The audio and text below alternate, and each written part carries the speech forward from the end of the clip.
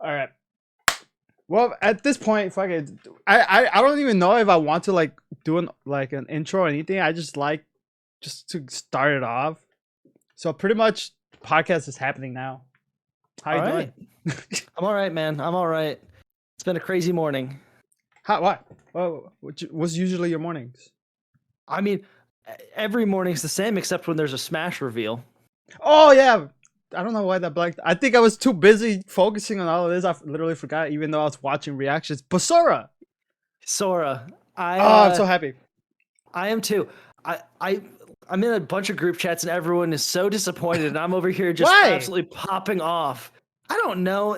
They're like, it's a kids game. It's a game for children. I was like, I don't care. Kingdom Hearts was my childhood. Yeah, Kingdom Hearts is my childhood too. It's like there was not a character. Like I remember when they announced Joker, I was like, oh my gosh. I was hyped about that. Yeah, that one was crazy. I was like, they announced Joker, and I was like, man, Sora might have a shot. And I told my best friend who I was watching with, I was like, honestly, if they ever drop Sora, there's no character I will ever main again other than Sora. And we were both like, it'll never happen because there's no way Disney would ever let that happen. And then it happened, and I can't believe it. I mean, ever since Joker happened, it's like everyone's like imagination popped wild. Ever since Steve happened, that's when people are like, okay, anything could happen.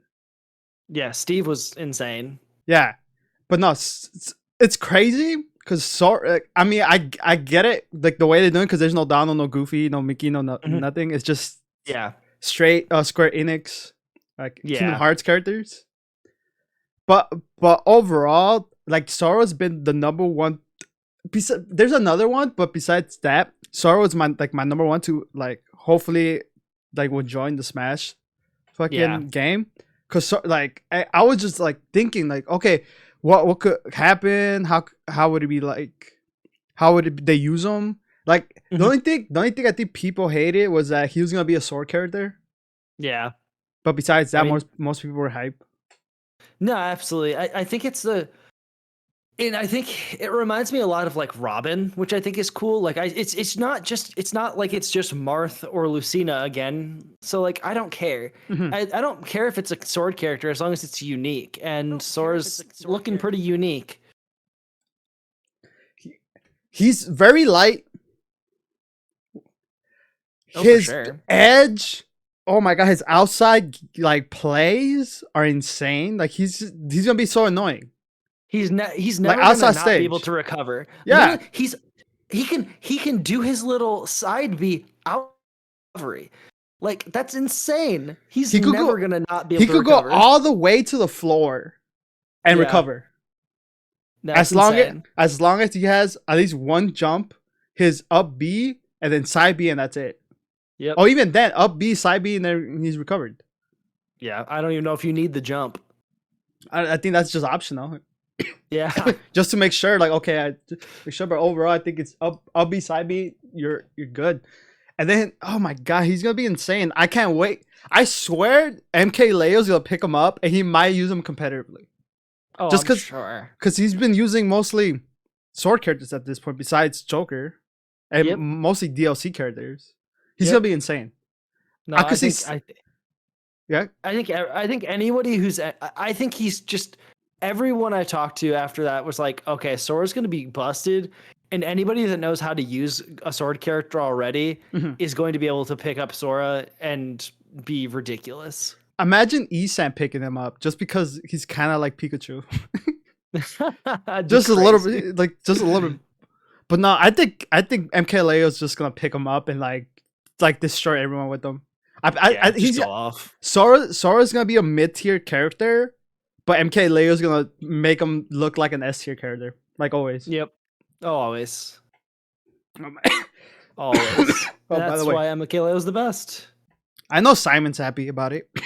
Oh yeah, dude, Simon's popping off. Yeah. He's been talking about Sora the whole time, like ever since we hanged out. I think at Smash Splash. Nope. The only text I saw from him all morning was, "Oh my god, they did it," and I haven't talked to him since. But he's still popping off. Yep. I'm sure he's still crazy about it. I'm sure. And 13 days from now, which is not that long. It's less than 2 weeks. Yeah, Wait, is it absolutely. the 18th? Yeah, the 18th. 18th. Yeah, 13 days from now, 2 weeks. And oh, it's gonna be insane. I'm not getting the battle pass for sure. If I'm gonna get Sora, I'm just getting Sora. I don't really care for the other characters. I don't even play it that much because I don't really like playing online. I rather just I like playing with friends.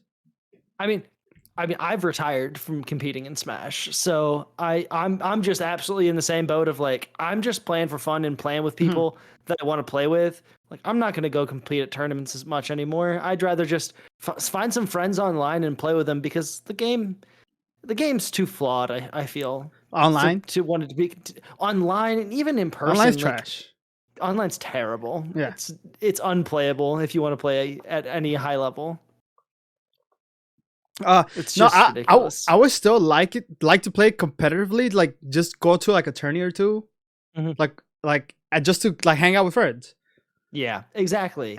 And it's way more fun.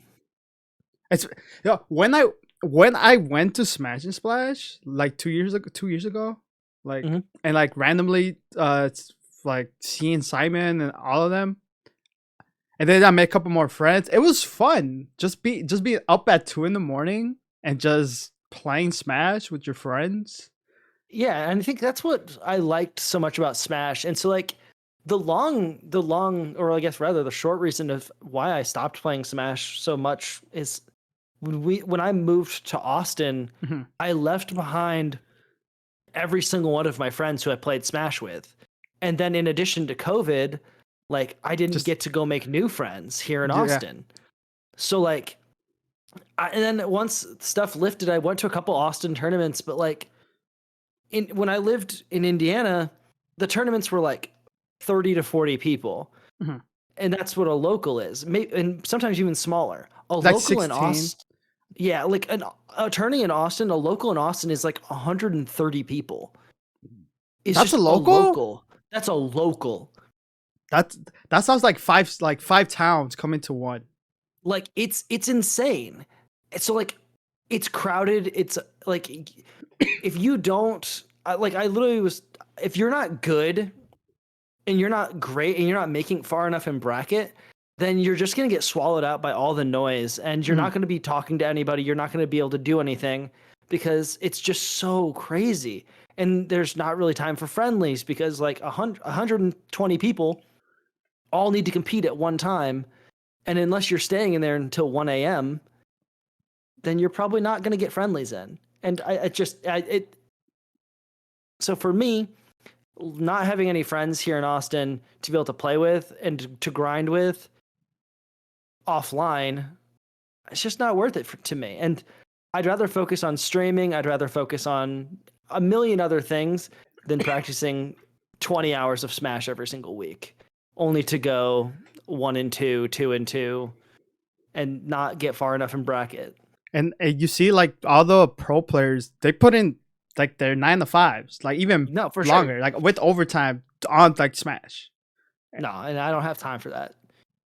Like I told my wife, like if I could quit my job for like a year, then yeah, sure, I would try and go and do Smash, and I would just travel.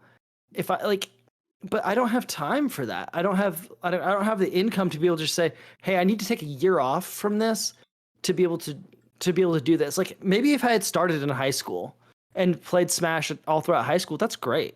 But I have a full-time job. I can't just I can't have a 9 to 5 playing Smash. Well, most pros started when they're like 15, 16. Exactly. Because when I find out that like most pro players like at this time are like 21, 22, I'm like, wait a minute. These guys were playing in Brawl. Yeah. So you're telling me they were like 15, 16 when they started doing this competitively? Like, of course, at this moment of their time now, when they're like 21, 22, like they're not set, but they're more known. Yeah. No, and they have a name in the scene. Yep.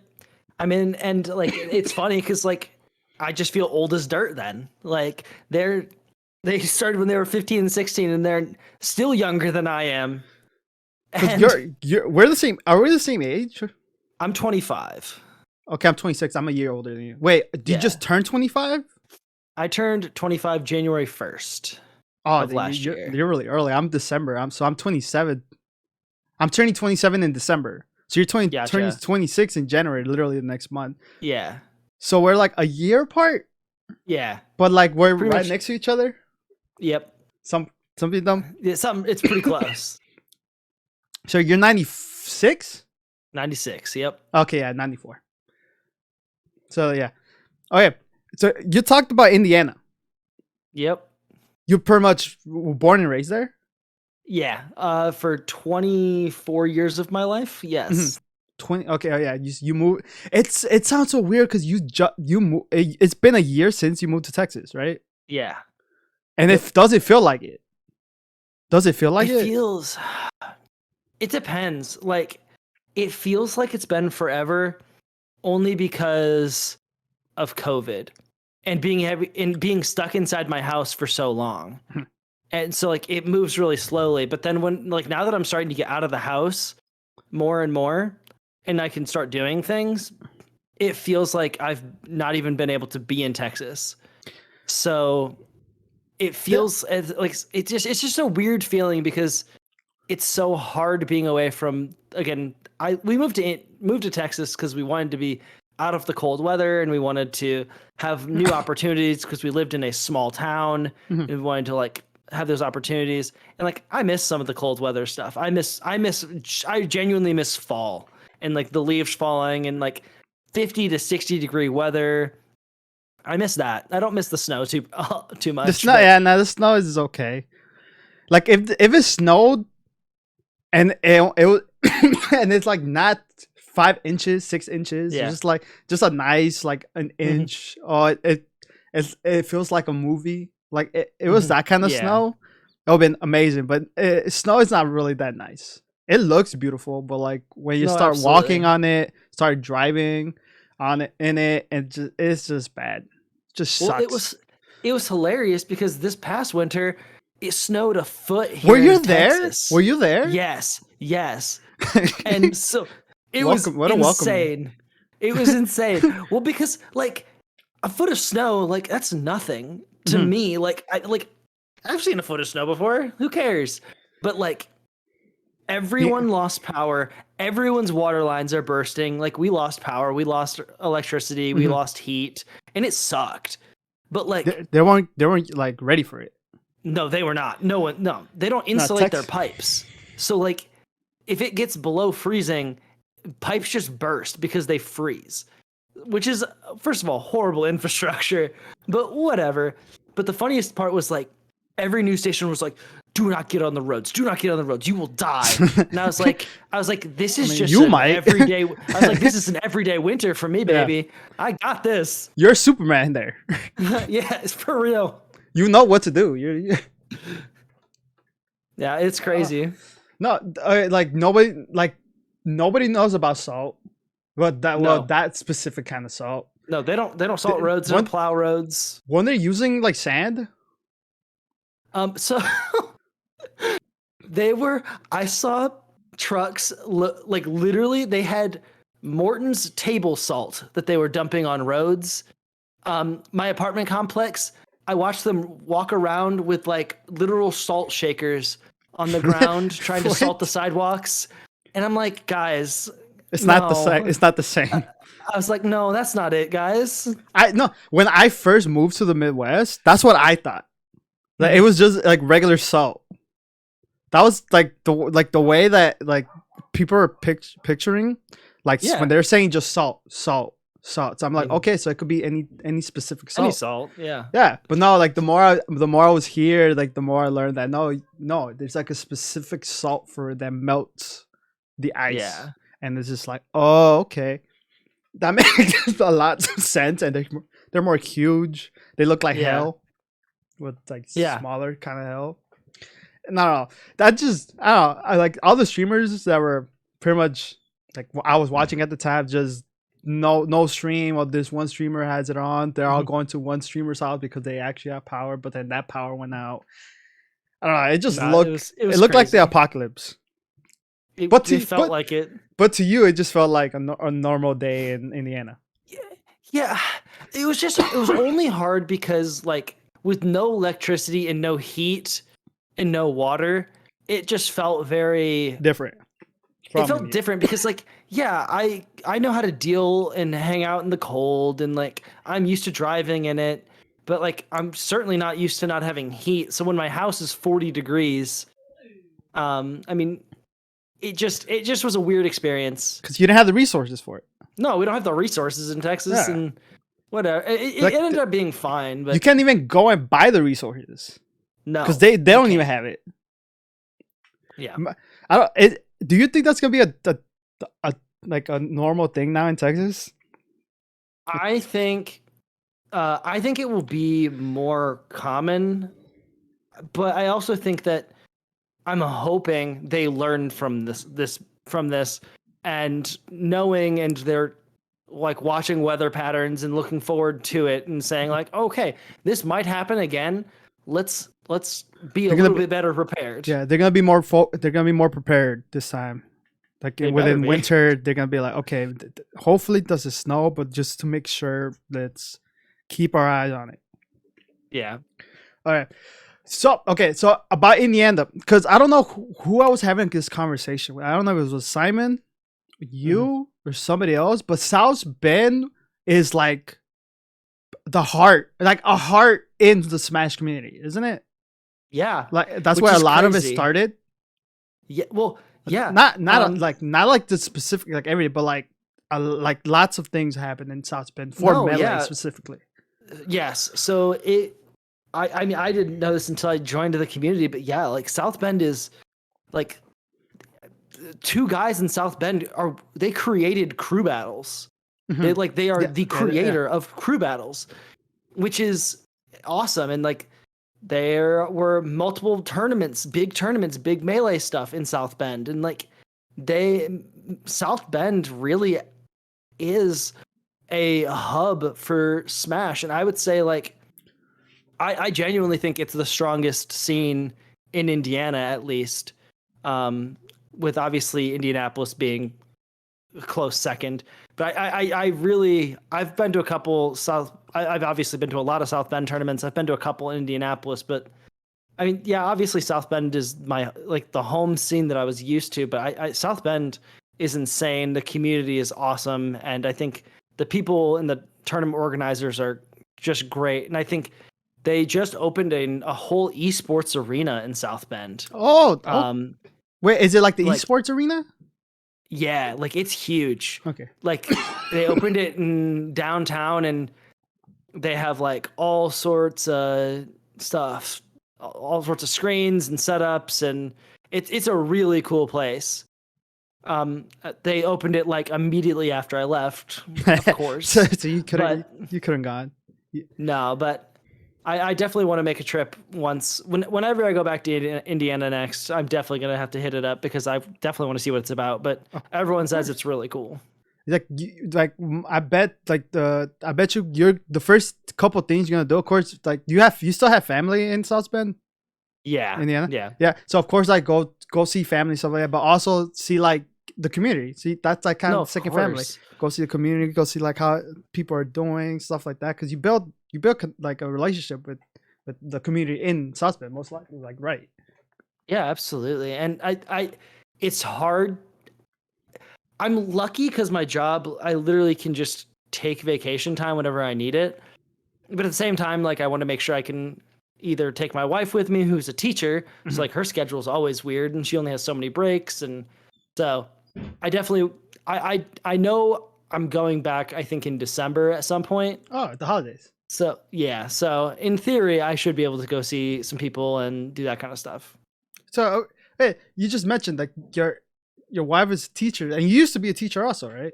I did used to be a teacher. Before more future of that, is that how you met your wife, or was this way before all that? So I actually met my I didn't know wife. I didn't know that your wife was also a teacher. So now that you're like bringing that Yeah. up, I'm like, wait, is that the way like you met? No, so I met my wife on Tinder. That's like out of like that's something random Yeah. because you nobody really Yes. finds. It's like one out of a Nobody. million. Yeah, so we met on Tinder, which was really funny. And so I was a sophomore in college, and she was a senior in high school. Oh, okay. So Um, she's older. and she's 2 years younger than I am. She Oh, she young. was a Oh, she was a senior in high school. I was a okay. That's what sophomore you in said. I thought you said college. senior in college. No, I was like, no. oh, So I met her. So we met, and the funny thing is, we actually had met a bunch of times. We just didn't know it. So our parents are really good friends oh, what? from back in the day, and they hung out a lot when we were kids. But I just didn't know that. So did you guys hang out as kids? Apparently we did, but But you have neither of no us memory. but neither of us have any memory of that. That's crazy. But so we met and we went on a couple dates, and she was trying to choose a college, and I mean it was a shitty thing to do, but like I told her straight up, I was like, I really really like you, and I do not want to like end our relationship. But her choices were between the college that I was going to and a college in Mississippi, and I was like, listen, I really love you, and I really really want to stay with you, but I like we're gonna break up if you go to Mississippi. Like, and that's not. far. I was like, I know that's not gonna work for me. And I'm like, it has nothing to do with like, I'm not gonna cheat on you. I don't think you're gonna cheat on me. But like, The emotional connection. I need the emotional and physical connection of being able to be with you. Mm-hmm. And she eventually did choose the college that I was going to, and she doesn't say she'll never admit that I had anything to do with it. But I always wonder if she should have chosen Mississippi. I mean, I'm glad she didn't, because I definitely wouldn't be married to her. Mm-hmm. But then, yeah, we both went to the education program together, and we got married back in 2018. And she's still teaching, and I am not. So wait, how was teaching? Because you were teaching back in Indiana, and yeah, and I know you had like you were very close with your students because you even taught them like Smash. You kind of built like a program. I did. I built a program, which is actually funny. So I built an esports program at the middle school that I taught at, and it was primarily just Smash.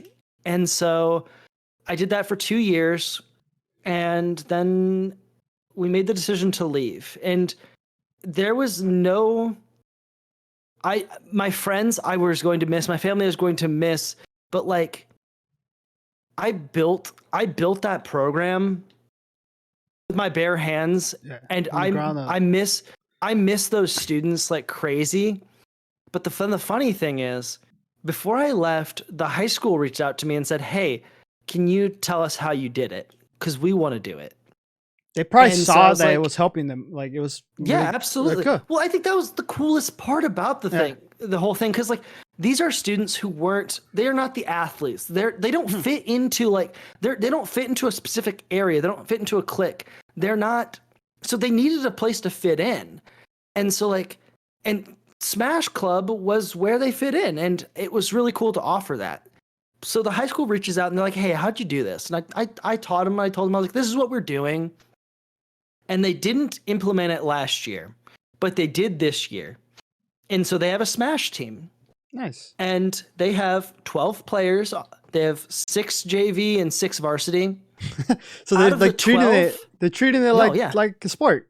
Exactly. That's nice. Out of the 12 people on the team, 10 of them are people I taught, and they were all literal garbage before like when we started.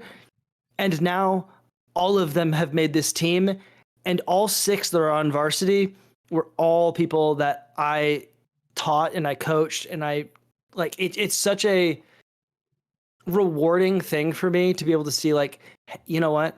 I made a difference not only in their lives as like a teacher, as a coach, but I also like I have a huge part in getting them to this spot where they are now going to compete for the school.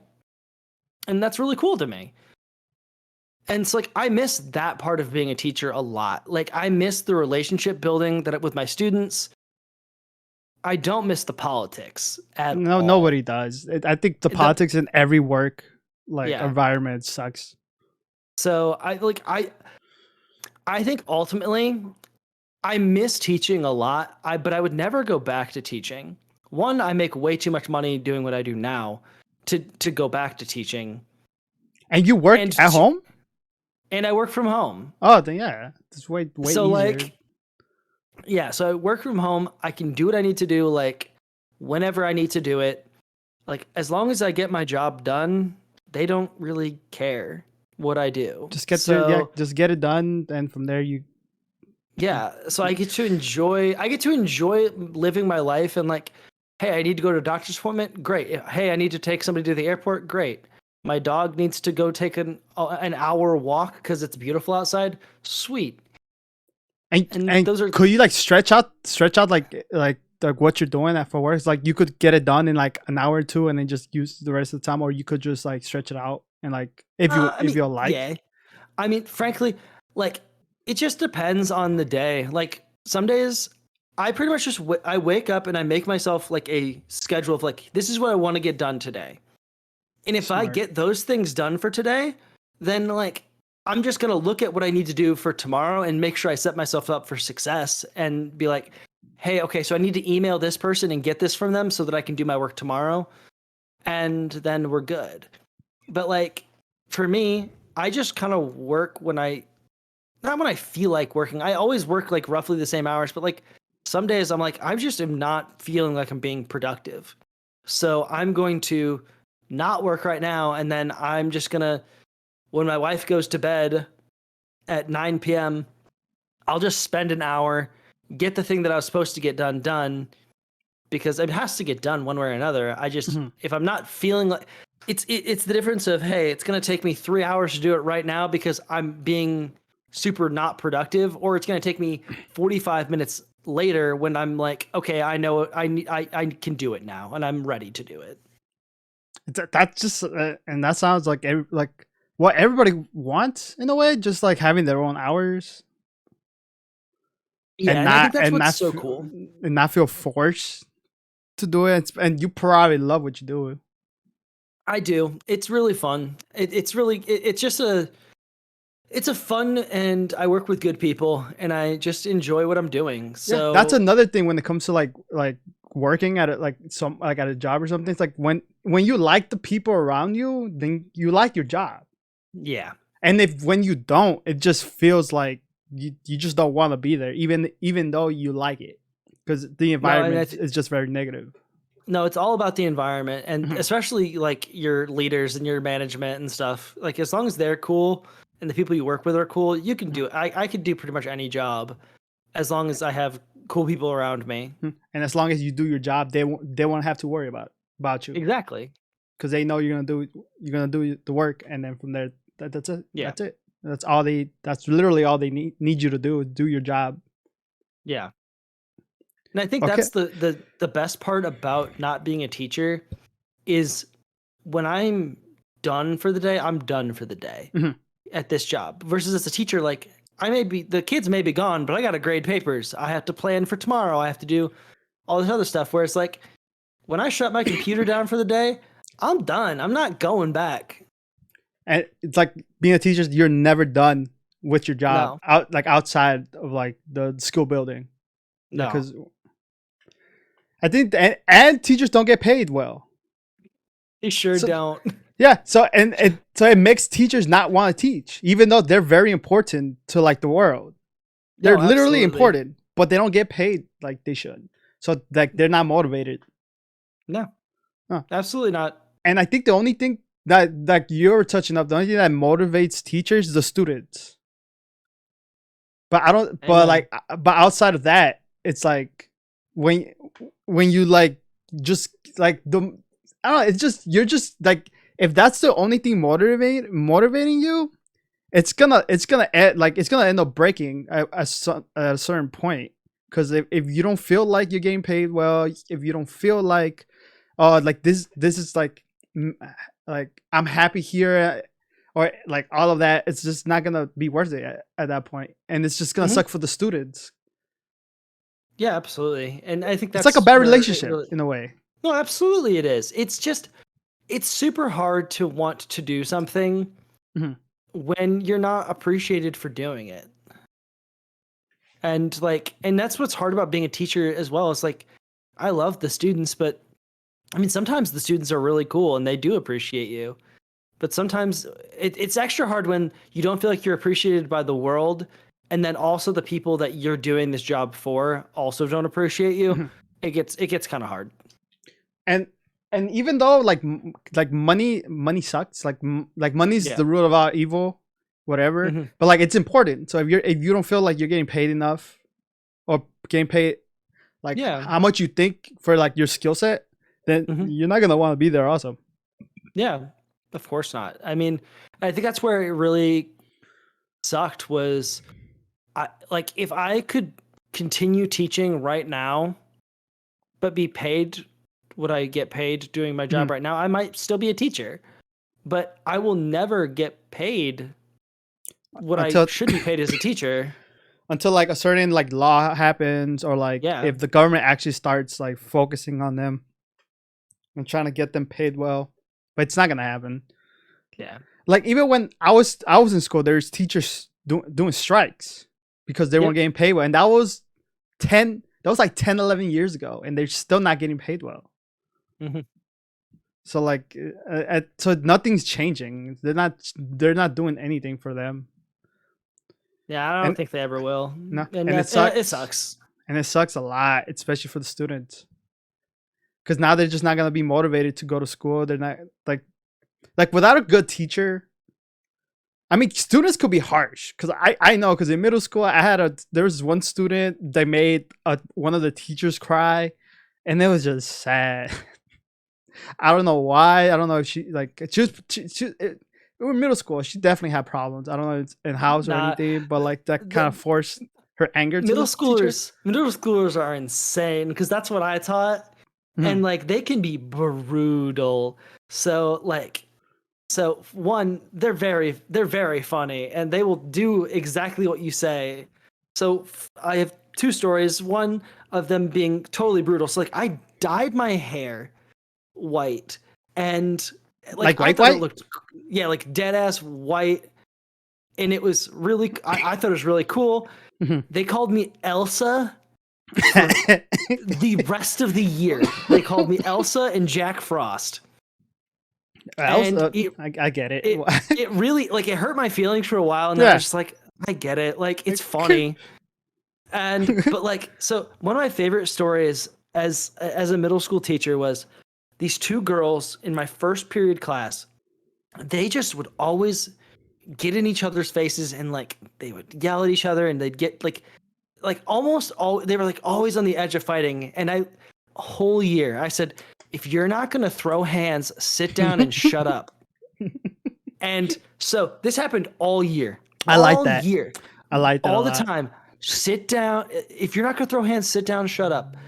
Like a week before school ends, they're in each other's faces. They're up and out of their seats. And I'm like, if you're not going to throw hands, sit down, shut up. And I'll be damned. They threw some hands. And I was like, well, I guess I did say that, huh? Yeah. If you didn't say that, they probably wouldn't have done it. And but but I mean, it was gonna end up happening eventually. Somebody was gonna end up throwing that. No, it was really funny. But like, I would never. I could never break up a girl fight. I'll break up a guy fight all day. I don't care. But like guy fights, they just want to get their solid punches in. But like, they're not looking to kill a person. Nah. Girls, they want to kill the other person. It looks like It's terrifying. I think it's because like they have long hair, so they could use the hair against them. They have they have nails, so they could scratch in. So it looks more deadly. Yeah, they're using. It feels like they're using weapons when boys, they're just using their bare hands. Yep.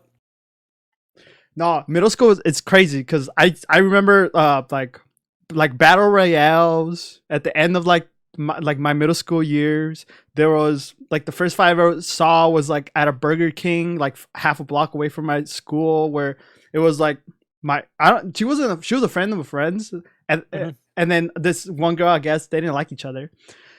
But they like after school, meet me at Burger King. They started fighting. There's a whole crowd of like middle schoolers, me included, my friends and everybody. And next thing you know, like their mothers come in, stop the fight, and then they start fighting.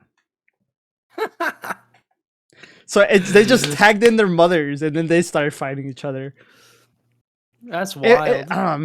Middle school was more crazy because there was always fights. High school was more calm. There was still like a couple fights. People didn't really like each other, but there weren't really that many fights. I think because we were older and we stuff like that. But in middle school, there was fights like every other week or every other month, and it were fun because we had something to do, and we had like arenas. We had the Burger King half block. Then we had the AutoZone that was across Burger King. There was this one street called Otis where like they went. There's the railroad tracks. Though there were stage selections. Yeah. Like they could have chose like, okay, where to go, which is crazy. Now that I think about it, I got more into like the FGC, the fighting game community. Yeah. It just makes it more funny because now they're like, oh, they have stage selections. I have advantages at AutoZone. Yeah. Yeah. Like we're going to AutoZone. I'm more popular at Burger King. What's your band? Yeah. No, and I think they were bad because they'll be like, okay, there's no jumping, there's no friends jumping in, so there was rules. There's no punching, there's no slamming on the floor. Like okay, this is gonna be like all out. Okay, this is all out. I don't know. It's just funny now that like I think it that way because it just makes it way more funny. It used to just be like, oh, like we were just crazy, but now that I got like really into the FGC, it's just more funny. Like imagining like that. It's just like, oh, it's stage selections. I think they do bands. Because they'll talk about it. They'll be like, okay, where are we going? Okay, we're not going here. Because we're not going here. Okay, we're gonna go there. Okay, 4:00, we'll meet up over there. Sounds good. Sounds good. Yeah, that's literally their banning. And then from there they select it and then they go. It's just that those images are way more funny than before. It's so good. Absolutely. Okay, so so how'd you know Simon? Because Simon's a great dude. How'd you man? Simon's a great dude. So before you say anything, top 5 best Ness in the world. I call it top 5. Oh, he's a great Ness. Yeah, he's so good. Yeah, I think it's gonna be really interesting to see. This is like just like Sora's my dream character. It's also Simon's. He loves Kingdom Hearts. I'm so curious to see what he's gonna do.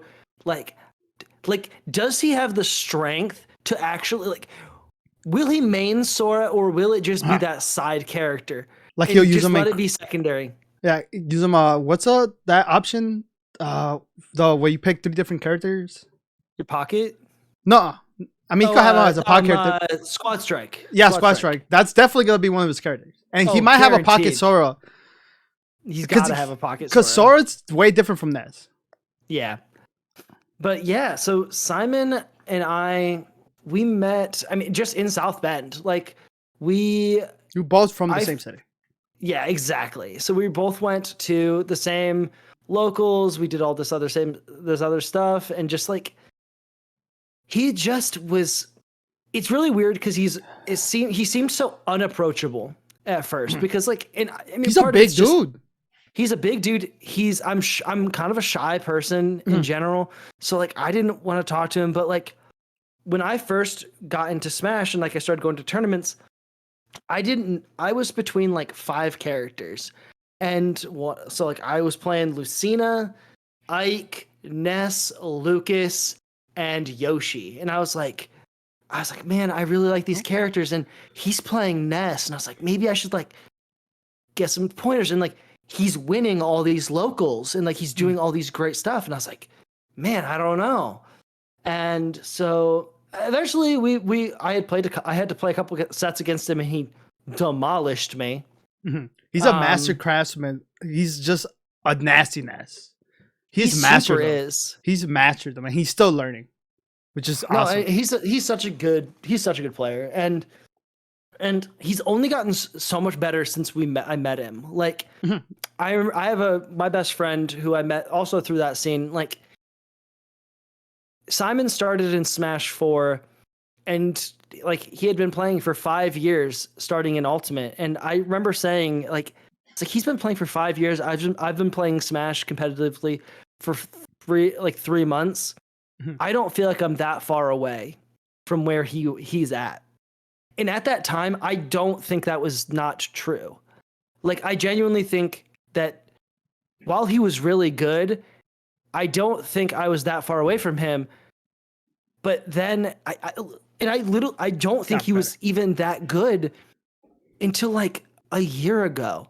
I don't know, like, genuinely, once I left South Bend, like, Simon started traveling.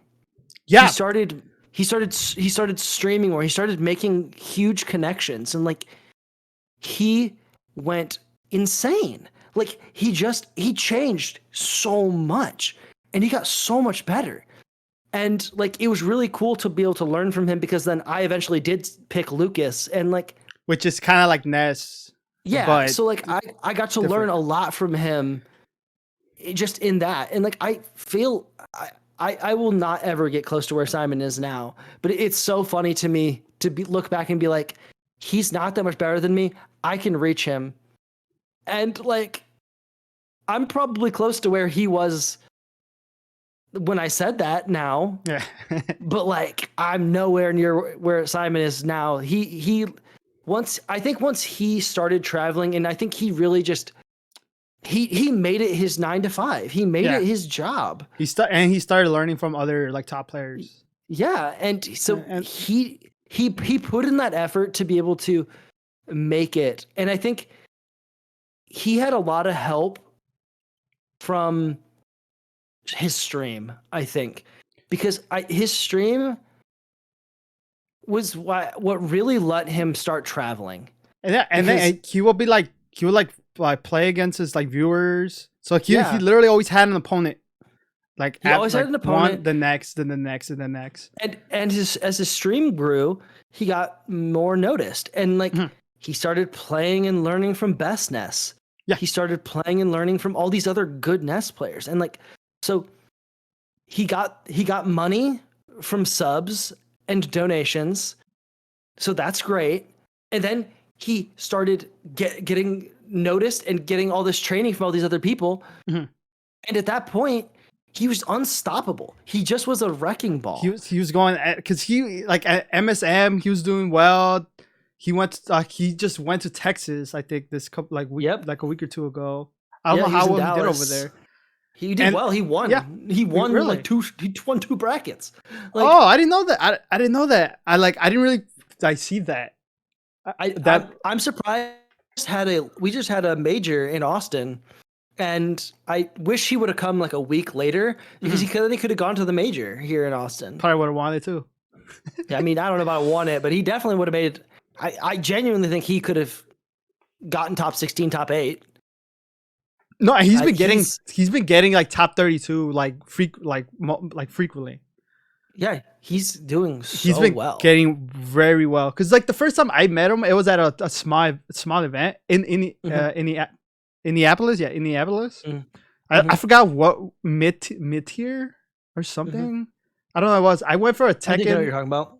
Yeah, I went for a Tekken, the Tekken event and the Smash event. And then that's where I met like Simon, and like we didn't really talk. We just talked a little bit, and then from there, like it ended. I met 2 other friends, and those 2 friends I went to like to Smash and Splash.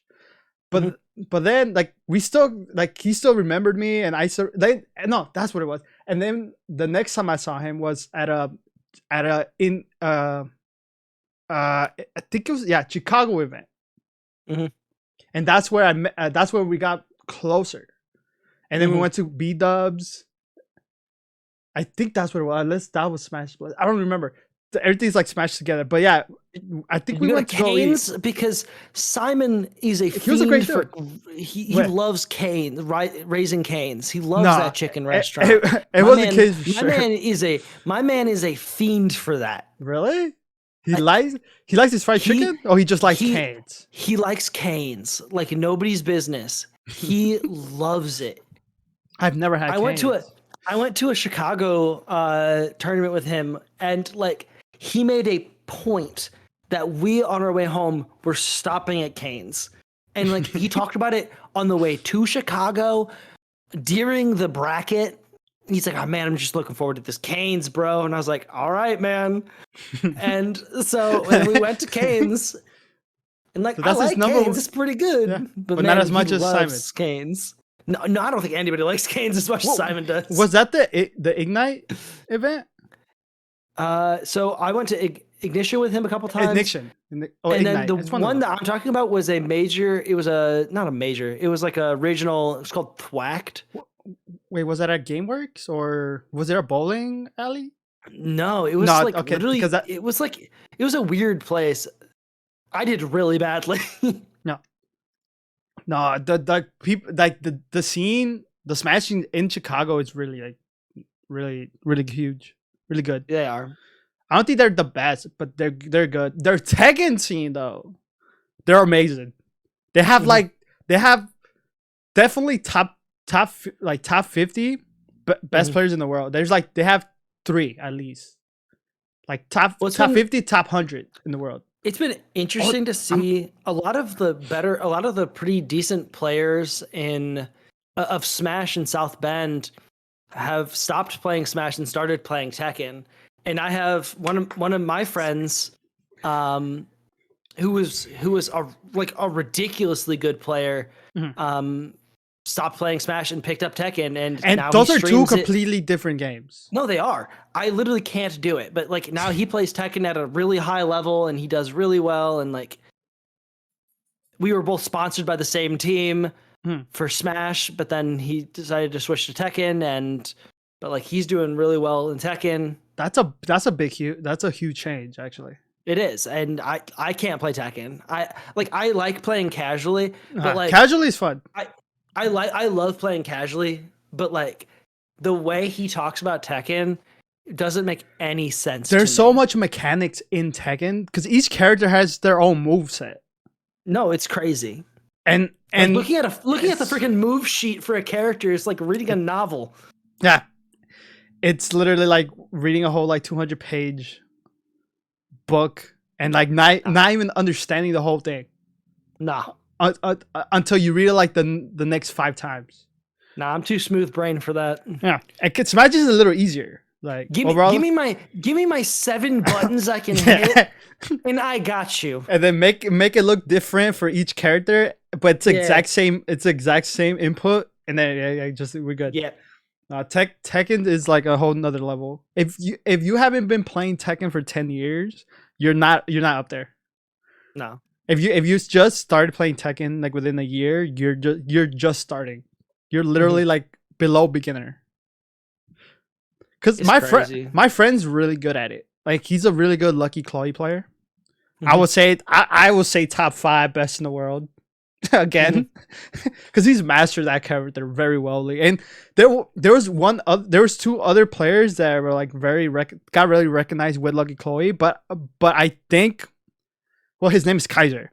Kaiser has like made her look way better than those 2 because they don't really play her as much anymore, but he does, and he's using like inputs that other players wouldn't be using, and he's implement in his strategy, and like those moves will be really bad, like options for that character, but he makes it look like the best option in the game, even though it's not. And I don't know, he's just one of the best. He's literally my teacher. He's the one that taught me Tekken, taught me that character, and I am a Lucky Chloe main.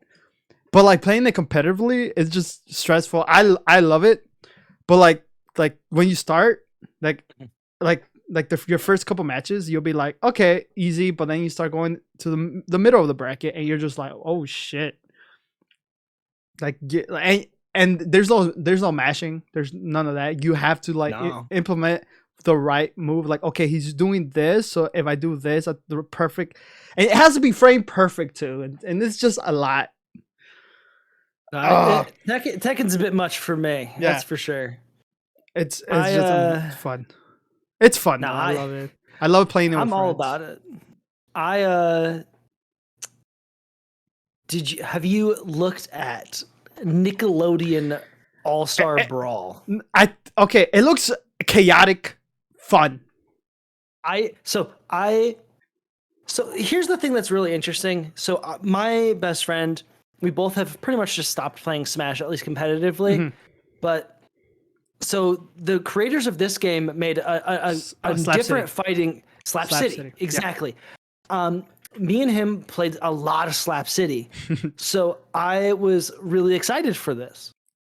And so like I have it on my Switch and my PC because the Switch version, like I wanted the accessibility of being able to play it on my TV and like and mobile? Be able to like and just being able to be mobile and like just like the biggest thing for me is to just be able to like I have some company coming into town in a week and a half. Mm-hmm. And like I don't want to sit with my friend and play on my computer screen. Like my computer screen isn't small, but it's not my 75-inch TV. It just feels in weird. My living room. It'll feel crowded. So like for competitive stuff or like having a good online experience, the Steam version is better.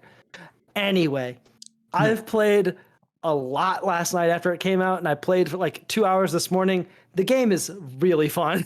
No, it looks. I've just been watching streamers play it, and there's gonna be like a streamer tournament, like in a couple hours, and I'm gonna watch it. But look, it looks fun. It looks but chaotic fun because it just looks like lots of things are happening. It's like Melee, but I think on crack. Well, it's crazy that it has wave dashing, wave landing, edge guarding. There's now grabbing and then moving. And then you can combo off of it. No, it's crazy. Like it really feels really nice. It has some big missteps for me, and a lot of it just comes down to like accessibility stuff. Like a lot of the stages are certainly just really dumb. Music is amazing, actually. The music's great. The fact that there's no like voice acting, it feels really what most awkward people sometimes. But like to me, like the biggest problem I have is just like some of the really nice things about Smash. Of like, I want to hit random on stages, but I want to choose the stages that are random because some of the stages are just laggy or they're like not fun to play on. So like I would like to do that, or it's just like there's some things that like I think they could definitely be improved on, and I think it's easy stuff that they could just add in a patch. And I also think that they're definitely gonna do that. Like I definitely think that they're gonna hear all the criticism, and then they're gonna like fix whatever they did. No, for sure. I absolutely, I 100% think we will eventually get voice acting. I honestly, it feels to me like it needs to be there, and it feels like they wanted to do it, but they ran out of time. And I honestly think they wanted to potentially even delay the release, but I think the Smash reveal being moved to today, it felt like a challenge. It like when they had a direct 2 weeks ago where everyone thought they were going to do the final reveal. No. And then they moved it to the exact day. They did the reveal for the reveal. Yeah, exactly. And so like, then they did the reveal on the exact day that it came out. Like it just feels very forced, planned? Maybe, but yeah, like I don't know. But either way, I think it's really fun. I don't think it's ever going to be anything really special, but like also, bro, you don't think it's gonna be like something special? Well, I was talking to my friend about it last night. Like it's not any platform fighter. You're going up against essentially a god. You're going up against Smash. You're going up against something so much bigger than anything you're gonna create. So the comparison is always going to be Smash. And it's legacy. Brawlhalla, but even that was being compared to like Smash. So like if you make a platform fighter, you're gonna be compared to it. Mm-hmm. And like the only other game that came close and like it's still dwarfed by Smash is Rivals of Aether. And like Which Rivals of Aether, I think I've heard of the name, but I don't think I've watched gameplay of it. It's fun. It's really fun. Oh, I do remember. It's I don't know why I picture it pixels. Mm-hmm. But I think I know what you're talking about. There's like a cannon character or something. Yeah. There's some. It's a really well funded and very well liked game. It's not for me, mm-hmm. but I mean, I feel like if the devs take care of it, Nintendo, the Nickelodeon All Stars, I think if the devs take care of it, update it, and continually add to it, I think it's going to be a good game. I just think it's hard to make a platform fighter because Smash has the monopoly on it. Yeah, they have a lot. They have a lot of IP. Yeah, so it's just and I literally told my friend last night. I was like, honestly, Nickelodeon All Stars loses a lot of people today, because all the leaks said that the character was going to be Sora. All the leaks said it was going to be Sora, and I was like, if that's true, Nickelodeon just loses. That's the hype. That's the hypest character they've dropped. It's the one. It's the you said you watched the reveal. That was the most requested character of all time. Yeah. Because they were saying that back in Smash 4, because they had a crowd. Yeah. What character you want, and then Sora was up there. Mm-hmm. So one of the most requested Smash characters, people wanted it. So if you're Nickelodeon, I literally told my friend, I was like, I will play Nickelodeon All Stars for the next 2 weeks until Sora comes out. But once Sora comes out, I'm just going to want to play with Sora. Yeah. This is what I like. So you might. No, go ahead. If Nickelodeon goes hard, honestly, Nickelodeon might continue to go hard. And I genuinely think if they add some of the things that it feels like it's missing right now, it's going to within the next 3 weeks to a month, I think it can be successful. I think competitively, I think it'll do very well. Competitively, I do too. As long as the player base is there, I think it definitely has that chance. And I think this game is going to grab a lot of the old heads. Because of the movement, it feels a lot like Melee. That's what they wanted with Smash 4 Ultimate. Oh yeah, and I think that's the big thing and that's what they did so well. Because one, I love that because it kind of gatekeeps a lot. Because Smash Ultimate's a really easy game compared to Melee and all those mechanics. So Nickelodeon All Stars having those mechanics, it allows for a higher level of competition, which is really cool.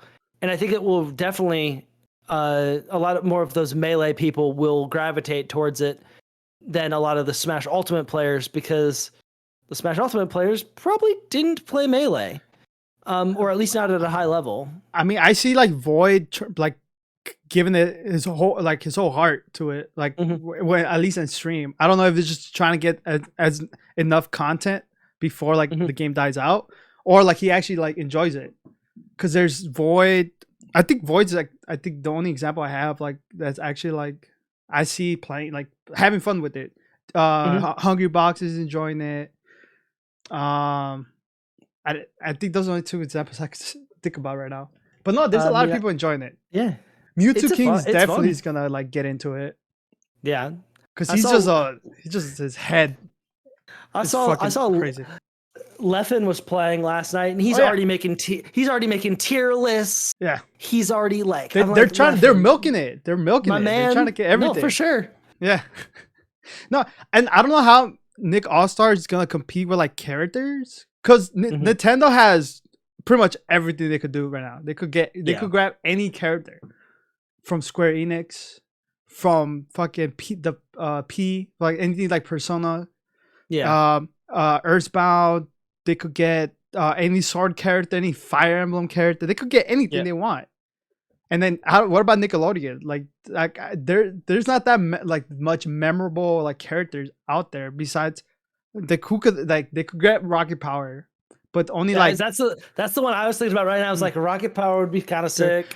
They missed with Jimmy and Timmy not being in there. Like those should have been there right now. They're 100% gonna. Yeah, those are the two that come to mind of like Jimmy and Timmy feel like such easy pulls to be able to like be in the base game. Cause like some of them, I'm like, I don't know why you're here. Like, I mean, I don't. For all those younger kids, like I don't the Toastman one. I didn't know who Toastman is. I don't know who Toastman is. I don't know who like the two like. What's his name? Lincoln Loud and Lucy Loud. I don't know. Those are the new ones. Like those are that's what I'm saying. Is like the newer ones. Those are definitely the newer ones versus like.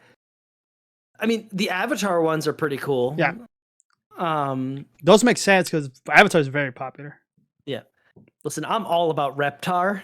Yeah, Reptar looks amazing. I'm here for Reptar. Yeah, Reptar. I didn't know like to think with like Reptar like how they're gonna use them like when like people like got their hands on them. But overall, he's looking great. I like. He's not top tier. He's not top tier, but like put Reptar in the right hands and he could do damage. Yeah, I mean, I'm excited to keep playing. My biggest disappointment is I do not like playing as Danny Phantom, and I wanted to like Danny Phantom so much. I don't know. He doesn't. I mean, people like pick them up, and like I think the ones that are gonna like how his his moveset is, they're gonna keep him. Mm-hmm. But yeah, I mean, I loved watching Danny Phantom growing up, but he doesn't really seem my character. Nah. Unless I pick him up and the next thing I'm like, oh, I should like him. But like at this point, it's just like I don't know. He's like nothing. Reptar seems like lots of fun. Mm-hmm.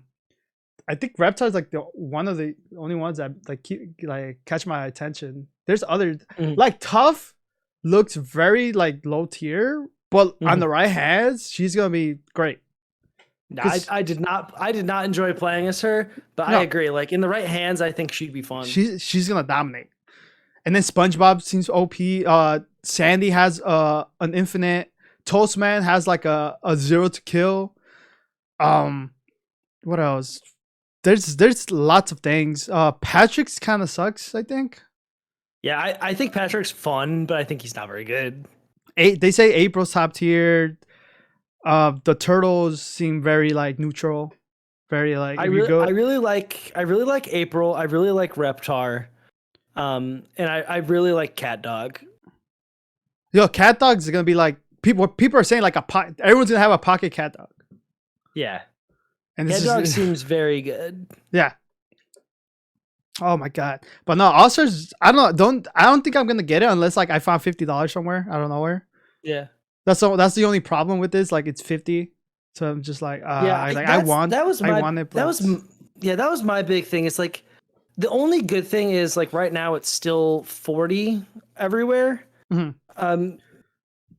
which is why I was like I was willing to do 40, but like I was not willing to do 50. I don't think. And you bought it twice. I did buy it. Yeah. I bought it twice only because I knew that if I was going to play it ever competitively, I would have to have it on PC. But in addition, I was willing to do it because I had $25 in my Steam wallet anyway. So I might as well. So I was like, so really I'm spending $55. You're spending less to get half. The game twice. So I'm like, that's fine. And in like the long run, it's a fun game to play with your friends. Exactly. So worst case scenario, I spent a little bit more money than I probably should have, but I'm still gonna have fun. And as long as I get my money's worth and have some fun with it, I don't care. Yeah, it's another like fighting game to play against your friends, just to say, oh, I'm better than you and stuff like that. So no, it's gonna be fun. But no, I do have anything else to ask you, because I had notes, but I think we hit all of them. Being the teachers, the Smash scene. We touched in about the Indiana to Texas. Uh, oh, just talk about streaming. Just to end it. Yeah. Do you enjoy it? Do you love it? Yeah. So it's really funny. So I had probably like 5 months in which I just didn't stream this past year. You just started streaming more often, like this past couple. Yeah, like in the past, like so it's. I pretty much I made the decision to obviously I changed my tag, and I wanted to just that's like touch on that before anything. Like why'd you change? Because it used to be Snuggles, right? I used to be Snuggles, yeah. So so I came up with Snuggles just because I thought it was really stupid, and I never planned on using it forever.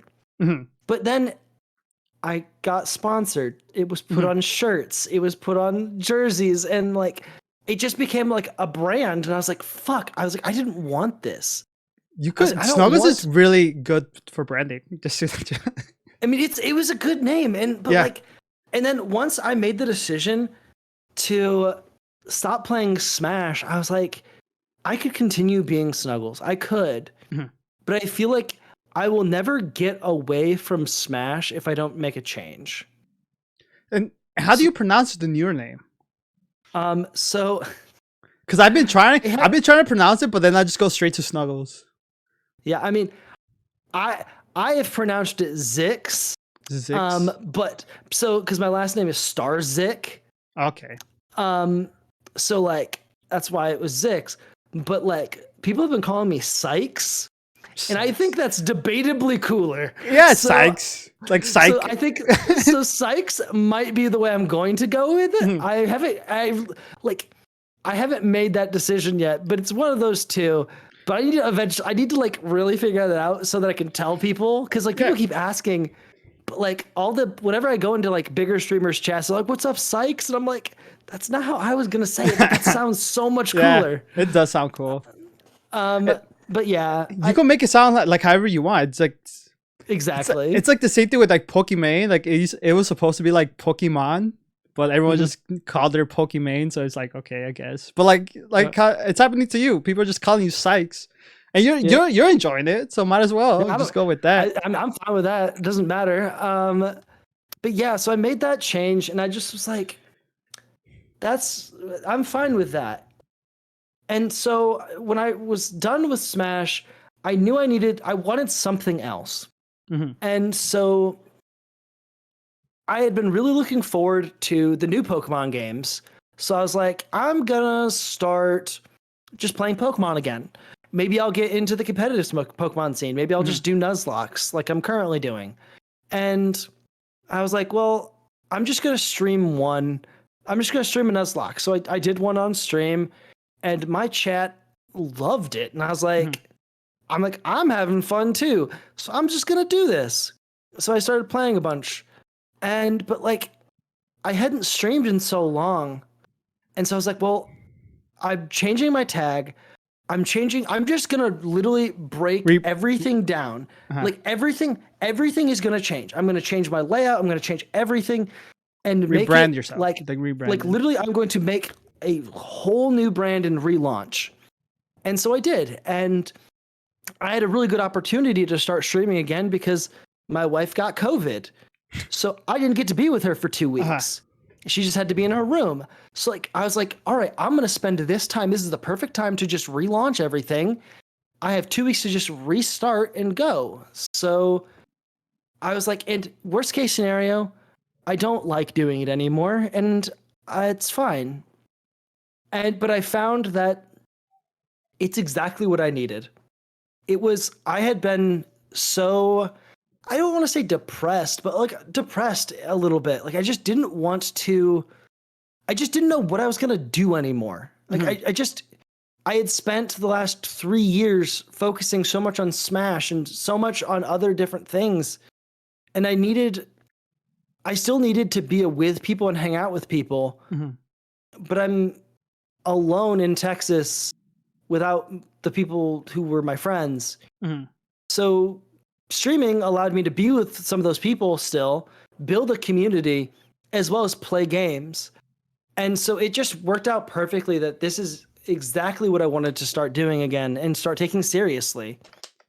And so you're enjoying pretty much streaming.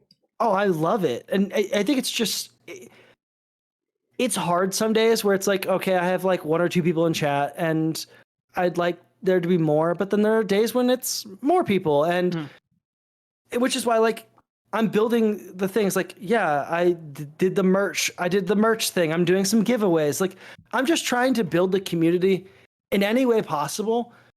And if it ever becomes more than just for fun, fantastic. But if I only ever achieve 15 to 20 people and I have some fun doing it, then I don't like, if it's just always a side gig, then that's great. But like I'm having fun doing it, and once I stop having fun, I don't care if I'm making $100,000 a year versus the $100 I'm making every once in a while on Twitch. Like if I'm not having fun doing it, I'm not going to do it anymore. And it's like I'm having a lot of fun right now, and it's just good times. Yeah, and I mean the most important thing in streaming, I think, it's like having fun. It absolutely is. Cause I don't know, for me, like streaming now, it just doesn't seem that fun. Cause like I try to play a game and it's just like I'm not really enjoying the game. It's like this right now, streaming and while doing these kind of things, like I'm enjoying this, and I'm enjoying like streaming this. But like outside of that, like game wise, like I don't know, I just haven't had fun streaming a game. Well, I think that was the thing, was like I was streaming Smash all the time, but streaming Smash meant I had to play online. Yeah, and I wasn't having fun. And like streaming Smash was like I was consistently getting like 10 to 20 viewers and like lots of chat interaction, doing all these things. But like I wasn't having fun. And that's for damn sure. I was not having a good time. So like I'm gonna have less viewers playing these Pokemon games, but boy am I having a lot more fun. And I think that's the biggest thing, is I feel like as long as I'm having fun, people are gonna come. Like I'm getting 2 or 3 followers every week or 2, and like cool. If people come, great. And if they don't come, I'm gonna continue streaming to the 3 or 4 people that show up every stream and hang out with me. And if again, those are the people I want to hang out with anyway. So, and I don't know. At the end of the day, if you're happy, you're happy. Fuck everyone else. Exactly. Yeah. Exactly. Well, will you ever think like do any like competitive Nuzlocke kind of like style? Oh yeah, I think so. Like right now, for me, like I'm just trying to get better right now. But like I have a friend who we're both getting back into like Pokemon and doing some Nuzlocking, and we are looking at like doing like a Nuzlocke race. Those are fun. I'm sure we'll put some sort of stakes on it. Yeah, that's the fun part about a race. Putting stakes. If there's no stakes, I don't know, at least to me, it doesn't seem like a race. It just seems like, oh, I won. Well, there's really nothing else besides that. But when there's stakes involved, that's when you're like, the blood is pumping. You're like, okay, I have to win. Yeah, I'm excited for that. I'm excited to because ultimately, I don't think I'll ever get into actual competitive Pokemon, but I would absolutely get deep into doing competitive Nuzlocks and just getting better and better. As long as getting into something is what like keeps like a person like keep pushing. I think what it is, especially in streaming. Like, and if you keep like this passion with the Nuzlocks, from there that you're just like gonna start growing. From there, if you just. It's all about streaming is all about persistence, is what I've just learned. It's just like it's all it ever is if you do something for long enough, more and more people are going to come. As long as you are making good content and you're proud of your content and you're having fun, people are going to come. Yeah. And just keep doing it. Okay. Last couple questions. Real quick. YouTube channel. Do you have a YouTube channel? Not really.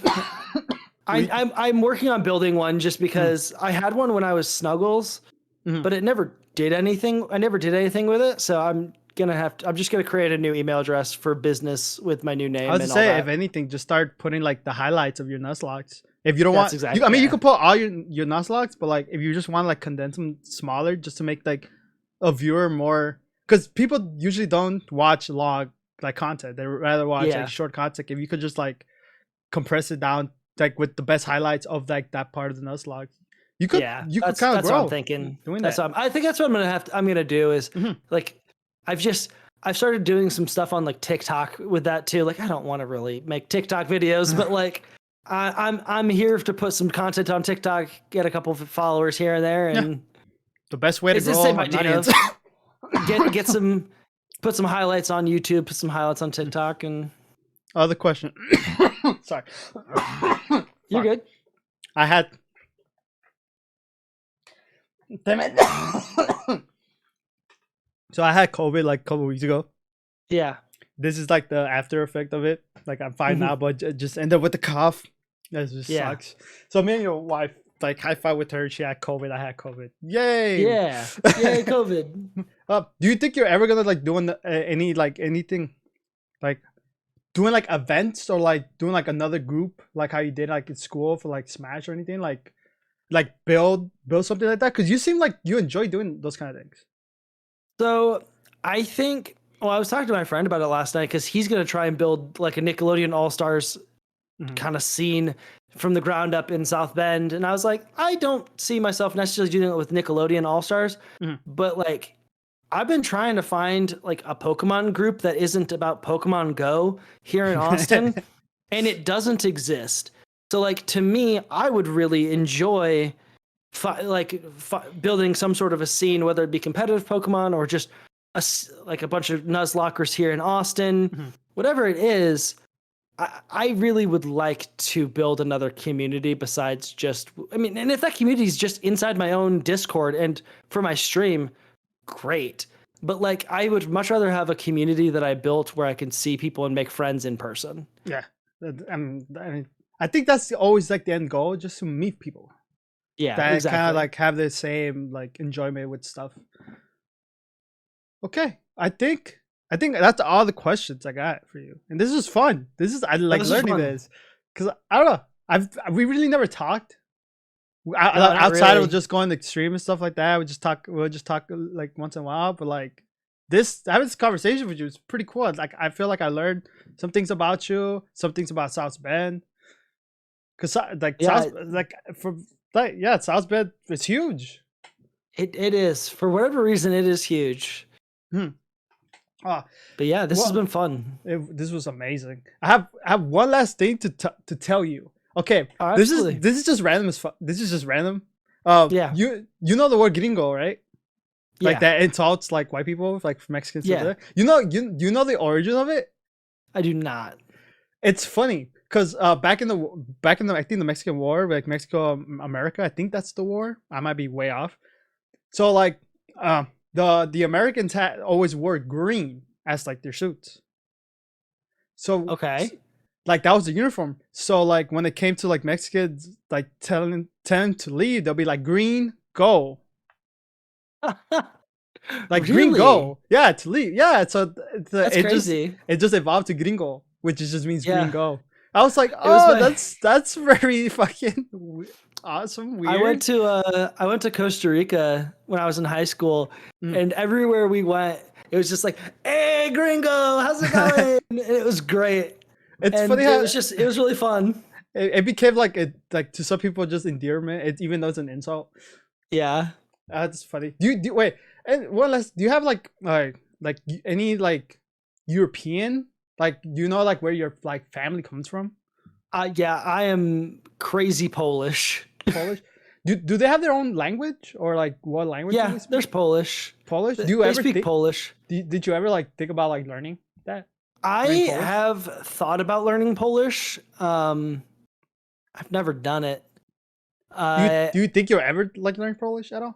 I feel like I will never want to be fluent in Polish, but like I feel like I would like to be more in touch with my roots and like see if there's any Polish festivals and just go and learn a little bit more about my heritage.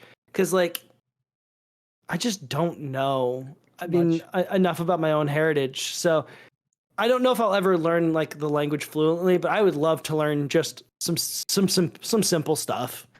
I mean, it'll be cool just to like understand like that part of about you. Yeah, absolutely. Well, okay. So like you said earlier, this was nice. This was awesome. Yeah. I'll probably thanks have for you. having me. I'll probably have you like another time. Catch up. Yeah, absolutely. I would absolutely love to come back on. So I'm probably gonna I'm gonna talk to Simon like on Thursday. So hopefully he's feeling kind of sick. So I don't know. We might have to push it or maybe do it. But overall, it was awesome. Absolutely. Well, it was nice talking to you. Thank you coming to the lounge. If you do that on Thursday, or let me know. I'd love to tune in and say hi to Simon. I haven't talked to Simon in forever. I want to ask him about his side of like your friendship. Yeah, absolutely. Okay. Well, like I said, thank you for coming. This is I'm gonna end it right here, the podcast. But overall, at this point, it's not the podcast. But yo, this was awesome. This was fucking absolutely cool. Thank you for having me.